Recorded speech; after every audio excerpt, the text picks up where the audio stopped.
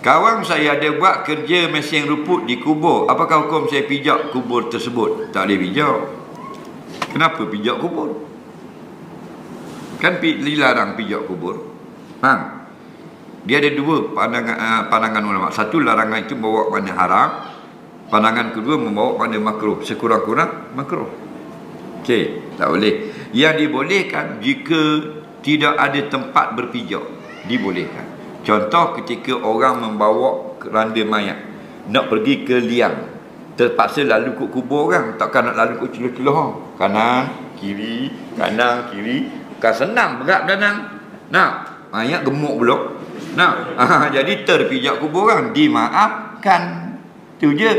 Mesin rumput tak perlu. Maaf-maaf, mu kena boleh jaga. Faham?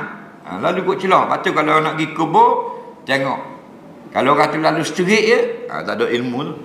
Kalau orang berilmu, dia akan lalu kot celah lesan. Celah, lepas nesan, celah. Kadang-kadang dia berhenti tengok mana nesan. Nah, dia akan lambat. Kita bodoh ni, macam patah dia buat. Nah,